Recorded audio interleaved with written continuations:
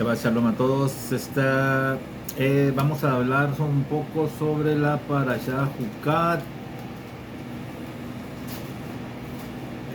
sobre Aaron HaKohen, hermano de Moshe Rabenu y de Miriam, la profetisa. Esto está basado en una enseñanza del Rab Israel, Alex Israel, quien a su vez se basó en una clase que escuchó del Rab Lichtenstein de bendita memoria hace ya muchos años. Y Rabbi Alex Israel nos dice que Aarón muere pues en esta parashá, ¿no? Y que hasta ahora en la Torá a Aarón se le había retratado como el hermano y el portavoz de Moshe, y pues que era el sumo sacerdote, ¿no? El Cohen Agadol, pero que sin embargo la mayoría de los rabinos, ¿sí? La mayoría de los grandes maestros pues se centran en un rasgo de la personalidad de Aarón que de otro modo podría haber pasado desapercibido, ¿no? Para muchos. Y por ejemplo, el Midrash describe a Aarón como una figura muy querida, muy popular, más popular incluso que ese gran líder que fue Moshe Rabenu.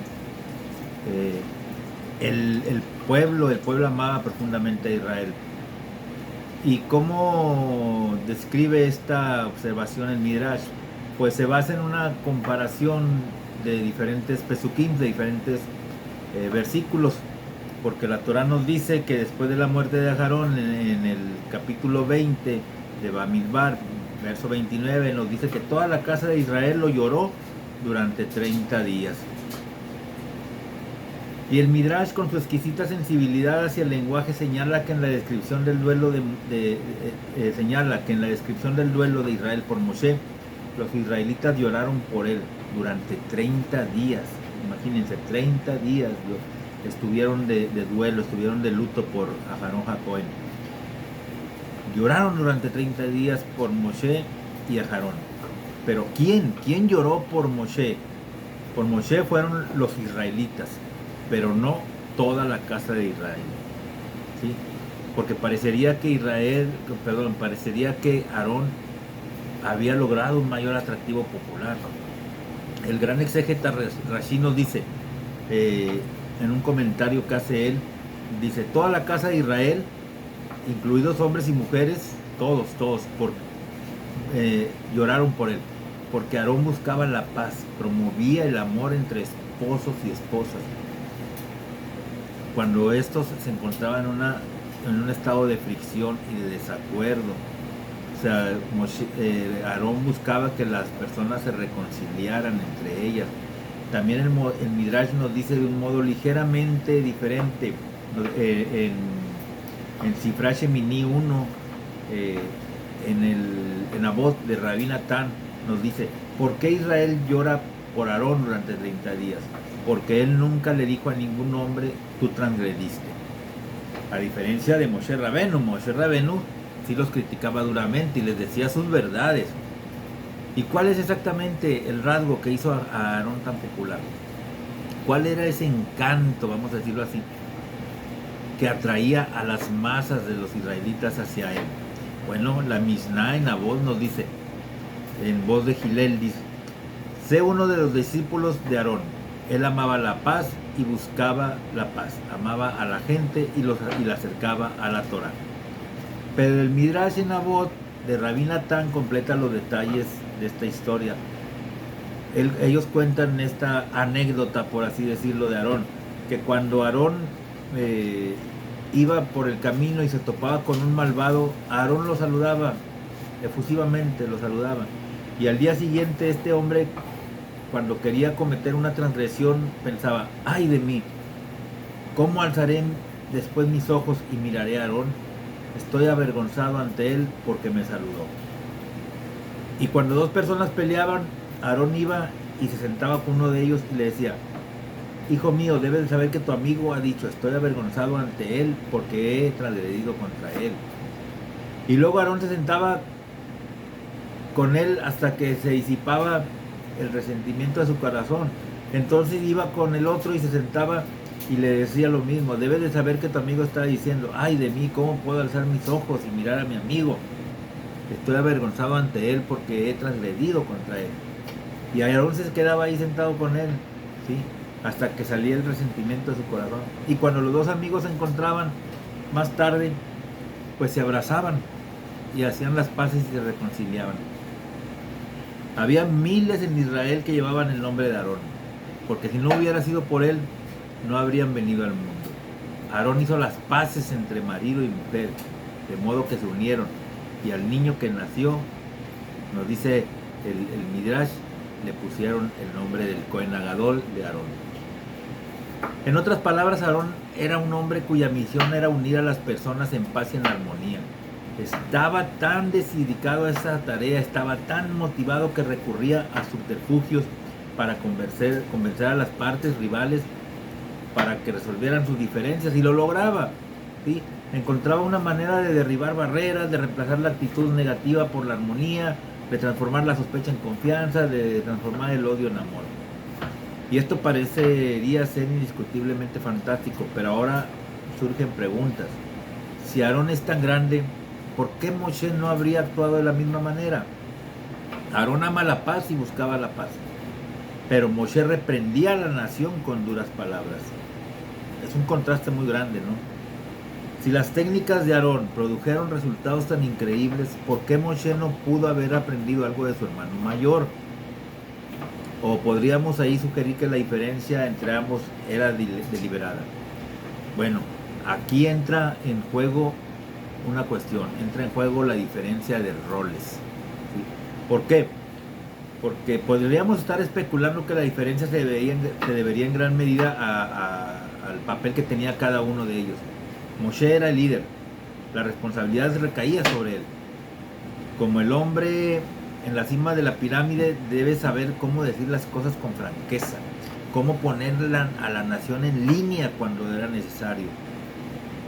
Puede que eso no le iba a ganar un escaño en las urnas, ¿verdad?, si es que había elecciones, pero a veces un líder responsable también debe de emprender medidas impopulares que hagan avanzar a la nación.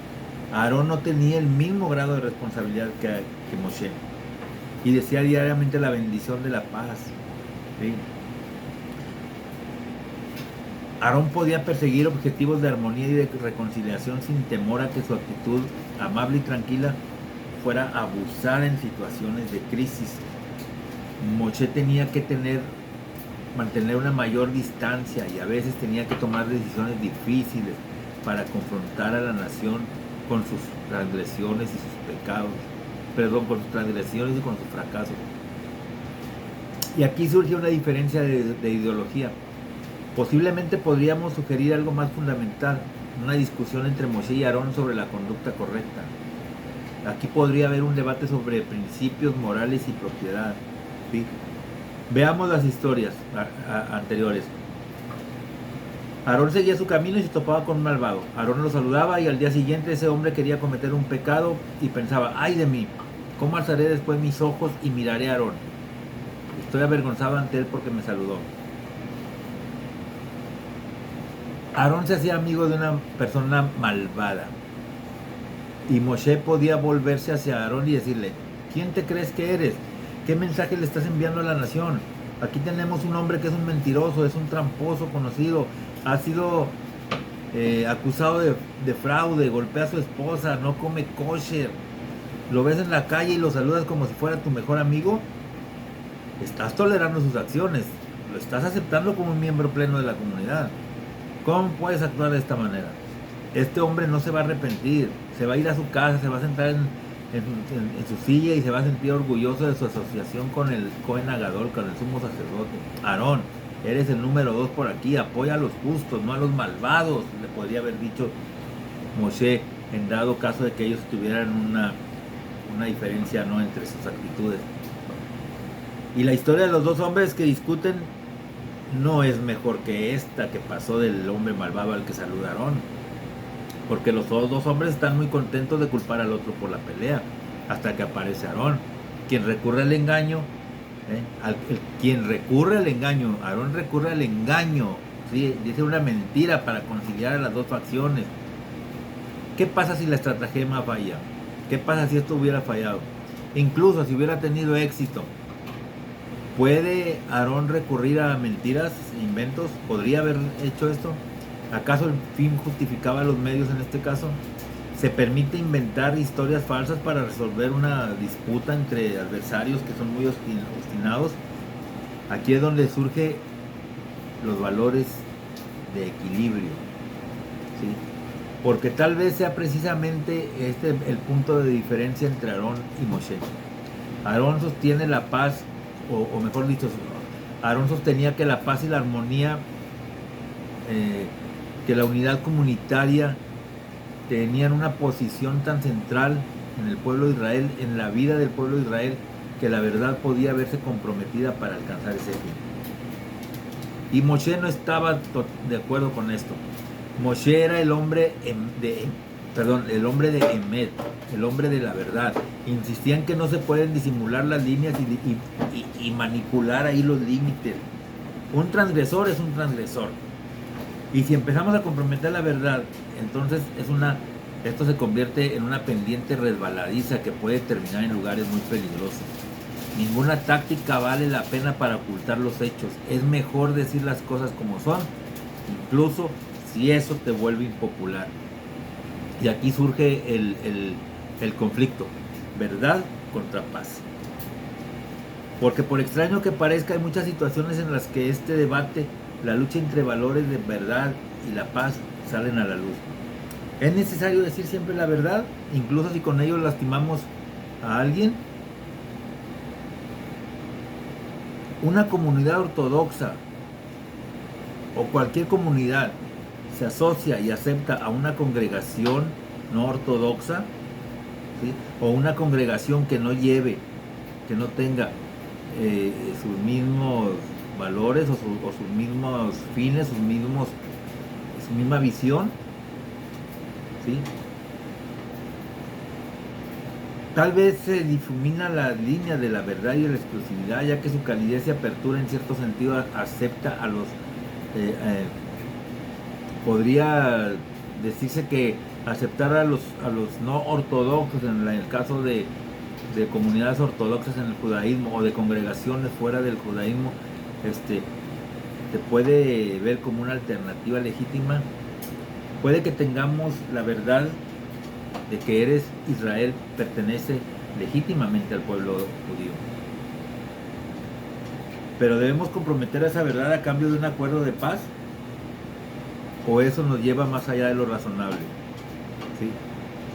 Algunas verdades son tan fundamentales que están en la fuente de nuestra propia identidad, y ninguna paz vale la pena si se negocia esa verdad. Irónicamente, hay valores básicos de consenso como la paz y la verdad, y a veces pueden estar en desacuerdo y no está nada claro cómo podrían resolverse esos dos valores.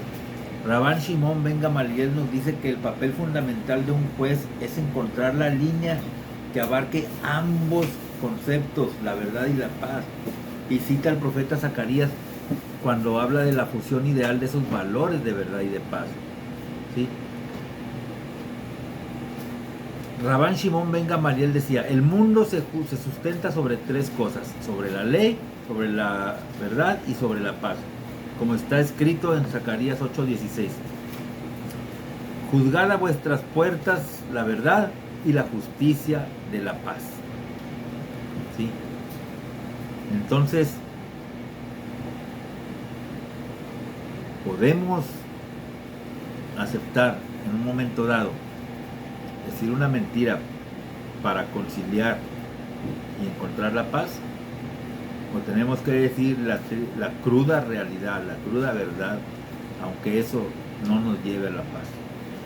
Son decisiones que cada uno de nosotros va a tomar en su momento dado, pero pidámosle a Kadosh Baruj Hu, al Santo Bendito es, que nos dé discernimiento y que nos guíe para tomar la mejor decisión posible en ese sentido. Shabbat Shalom, Shavuot Tov, que tengan una excelente semana.